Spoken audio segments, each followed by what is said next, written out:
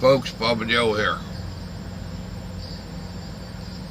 Ooh, a little chilly. I'll try to make this video. Slept on a dusty lot last night. And even with the windows up, the dust can still get in your truck. It's irritating my throat a little bit. Ain't got nothing to do with these.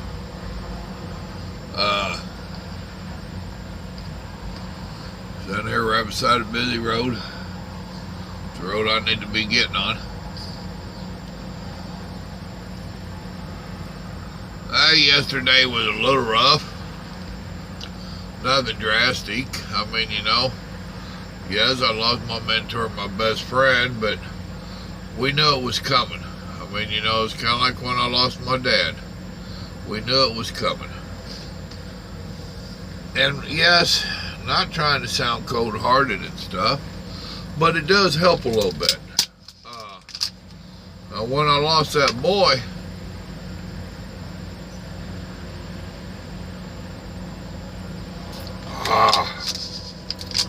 coffee in a can, can't beat it. When I lost that boy, and he was 27, and way too young to be dying. So, and it was an accident. So yeah, it caught you by surprise. Oh boy, window gotta go up a little bit. That'll work. So yeah, that was a shocker, and we really ain't supposed to have to bury our youngins anyway. But now with my dad and with my mentor,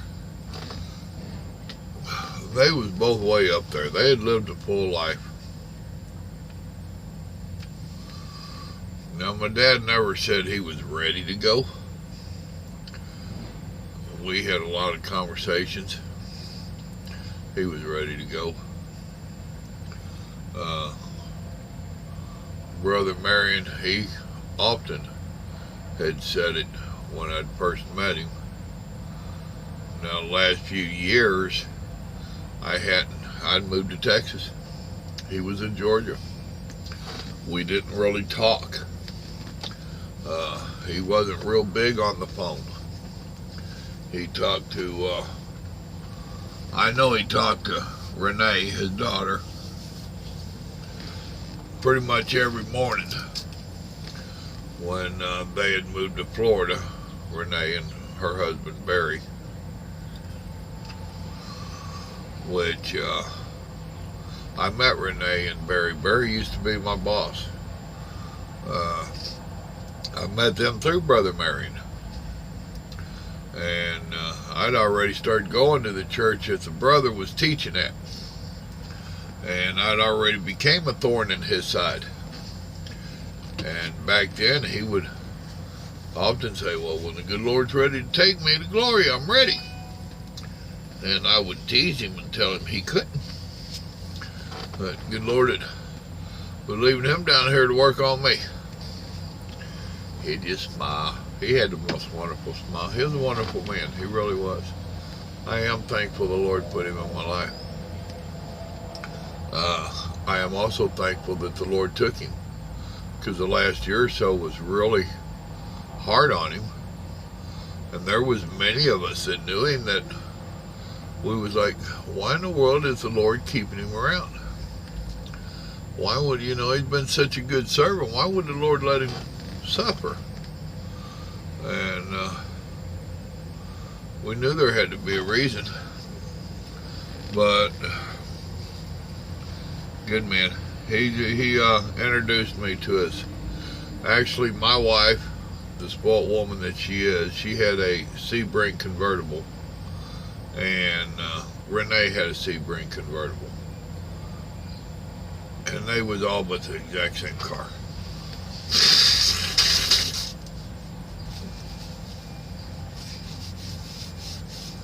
Excuse me. You getting to know the morning routine during this pollen season. But the brother's wife introduced mine and Barry's wives. And Barry was over there in his pickup waiting to go. I was in the Sebring waiting to go. And at the time, I was halfway looking for a job. I'm always looking for a job. I ain't gonna lie, that's part of the trucking industry. And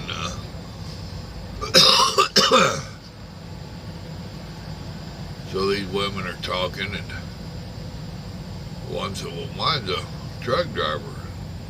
Well, one says, mine's a truck driver too. Well, mine's looking for some good drivers. Well, mine's looking for a good company. So they insisted that me and Barry talk. So we wound up talking. And yes, I did go to work for that company, and yes, it was the best driving job, paying, benefits, and all that I ever had in the trucking industry. Unfortunately, the powers to be decided to sell it off, sold it to our competition, who promptly let everybody go. And that was the end of a good thing. But it was, once again, the Lord taking care of us, because me and Mama we did the math. We had over $500,000 worth of surgeries done. We had 1, 2, 3, 4, 5, at least 5 surgeries that comes up off the top of my head. And we both got our wrists, 6, my neck.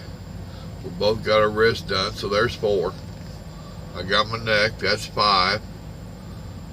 She got her appendix ruptured. That was an extended stay. And oodles of doctor's visits and all this other stuff. So, and of course with the insurance we had, which was damn good insurance, we never got a bill. And all that cost us less than $2,000. It was some good insurance. It was before Obamacare. So, but yeah. And yes, I was down yesterday, but it ain't like I was just all boo-hooing and stuff. I shed a tear for the brother, I ain't gonna lie. But then again, I was kind of happy for him. You know, the man was in a lot of pain. He really was. So, I was glad the good Lord took him. But other than that, I'm sitting here on a dusty lot. I got another half hour or so to kill. I'm not sure what we're doing next, or what I'm doing next. I'm thinking about calling my dispatcher today and having a little chat with him.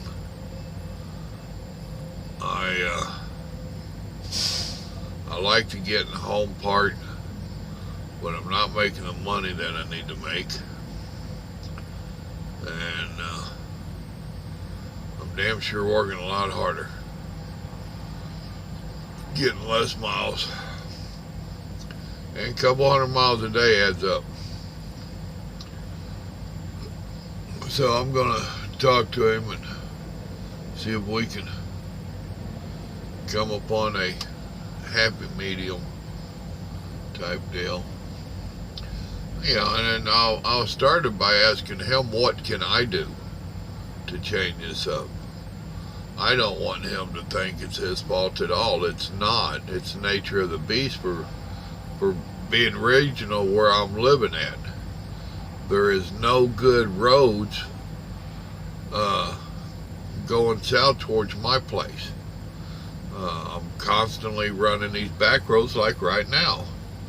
I'm going to go out here and I'm going to get on 69 South, and I'll run it down to the turnpike, and I'll run it over to 271. Those are not the best roads to get mileage on there. They still go through the little towns like the interstates used to back when we was kids. Well, when some of us were kids. So, and you know, then with the distances that I'm talking about, it's like this one. I'm going to run down here to Longview, Texas.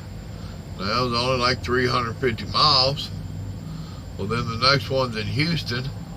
With this electronic logs and the miles, I'm not going to get both of them off today. I'm 246 miles, so I came 110 miles after dropping. I turned in the paperwork on $795 for that trip.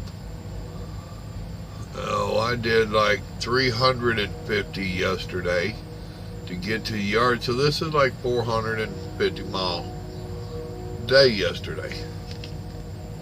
That don't pay the baby, though.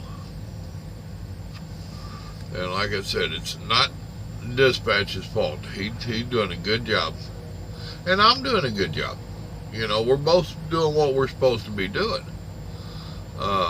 I'm staying on top of my game as much as I can. There's, like yesterday morning, when I talked to y'all, I thought I was going to get to unload at 8:45, and I thought that was late enough. But when I called them up, they told me 9:30. They had one dock at that place, and they was loading out their local delivery trucks, their little pickups and stuff. And then when I got around there to it, man, that was another nightmare to back into. That whole trip was ate up with them. I was like, man, what is up with this trip? So,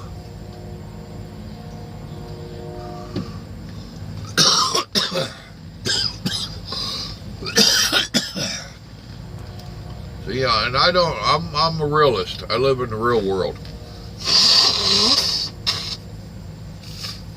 And so does this pollen. And I ran out my Kleenexes. These paper towels are going to kill me. And I forgot to get any while I was in there. But I live in the real world, and I try to put the blame and stuff where it belongs. I don't try to just put it on you. It's your fault, and I'm offended. I don't play all that. I understand we have all these other influences in the job that are causing issues. You know, I'm staying on top of my game, and I'm rocking it out as quickly as possible, as legally as possible, and we're going to talk, and we're going to talk in a nice way. That is one good thing about this little company I'm with, is that if you're doing your job,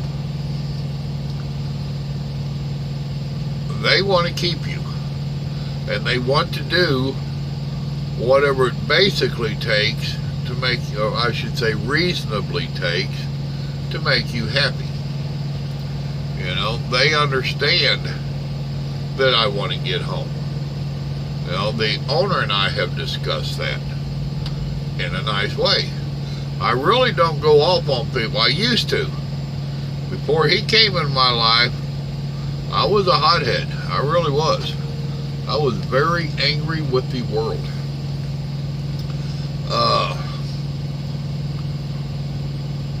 And another issue that we have is we have dedicated freight where the yard is. And I don't live by the yard. And most of their drivers that they have had and have is living by the yard. So them boys come in, boys and girls, because we do have a couple of women drivers. They come in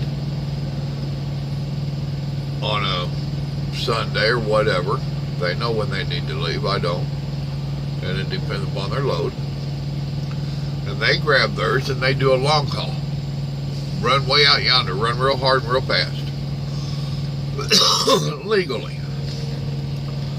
And why I keep saying that is because if you're good with your logs, you already know that you can burn up that 70 hours in 6 days, 5 days, pretty quick.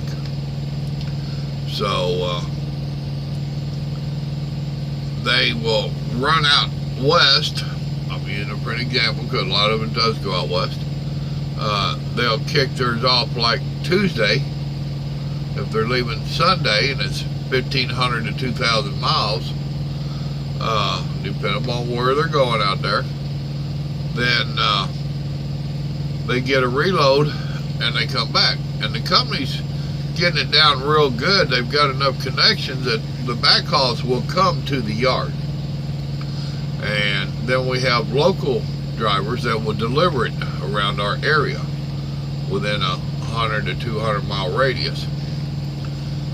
So they have it, the company has it down pretty good, especially if you live at the yard or by the yard. I live down by Houston. They're up here in Oklahoma. It's about 550 miles between the two of them. So with me, I'll grab one, and then I have to do these little stops along the way. Nature of the beast. They have to be done, and I'm the one that said I wanted to go regional. And I've been trying real hard. So, and you know, this is just me rambling on. Talking and explaining. Y'all seem to be interested in my life and what I'm doing and the trucking part of my life, and I'm just telling you what's going on. I'm not whining and complaining. I'm not mad. I ain't upset. I'm just a truck driver. But like I said, I'll talk to him later on, and I'll tell the wife. It depends upon if my neighbor is going to have big boy toys or not. He wasn't sure if he would get them to the house this weekend or not. And if he does, I need to be home. If he doesn't, I need to stay out this weekend. Get in another turn and get a little more padding on that paycheck.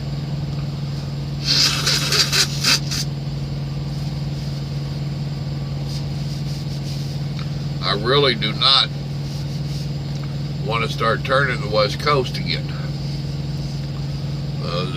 If I turn the West Coast, and neighbor's gonna let me know later today if he's gonna be available to get that equipment or not. When I turn the West Coast, I'll do that turn, and I have to not run it as hard because I don't want to run out of hours on the road and have to do a 34, which I've done plenty of them, and with this company.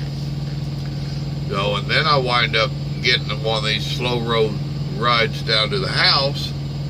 Well, then I have a really decent check and then a really crappy check. And that don't work out good either.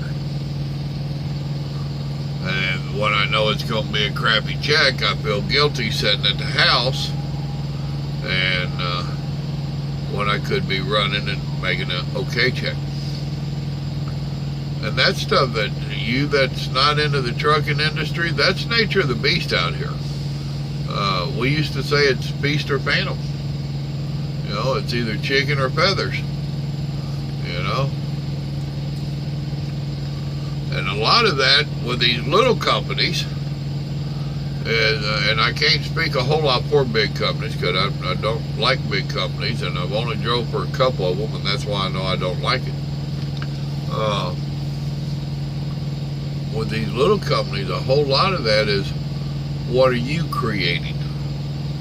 What are you doing to influence what's happening in your trucking career? So, and I know those that just go off. I have a friend of mine in Florida that one time he wanted to come over here to this company, and I told him, no, I ain't giving you their number. I ain't going to recommend you. Oh man, we're brothers. Yes, we are. Love you dearly. I said, but you're a hothead, David. I said, I've seen and heard you go off too many times. And you'll go off on anybody. He even tried it twice with me, and that didn't go over well. That's when he decided we probably shouldn't do that. And I told him, I said, this company don't play that. I said, about the first time you called cussing them out, they would get you loaded back to the yard till you empty your truck. I said, being that I know this, why would I recommend you and get a bad name? Well, so now the other guy that I recommended, the Swift driver, he was not a typical Swift driver. And me and him had known each other and talked over the phone for over a year before I recommended him over here. He finished his 2 years with Swift, and he's working out great. I was joking with the owner of the company last time that I was up here, and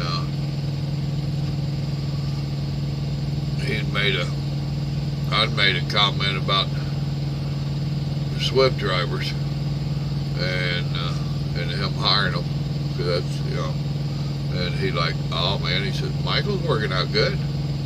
He said, I'd take 4 or 5 Michaels in a heartbeat. And I said, oh man, don't do that to us. We don't need to be known as the other Swift company. But Michael's working out good. That's because Michael's doing his job. He ain't doing nothing special. He's doing his job. He's doing it without drama, without hassle. He doesn't have to be babysitted. They give him a load and he goes. You know, that's what trucking is. And if there's issues, which he's had issues, then you call your dispatcher, which his is not my dispatcher, but I like his dispatcher. I've never had him as a dispatcher, but he's a pretty good old boy. He used to own his own small company.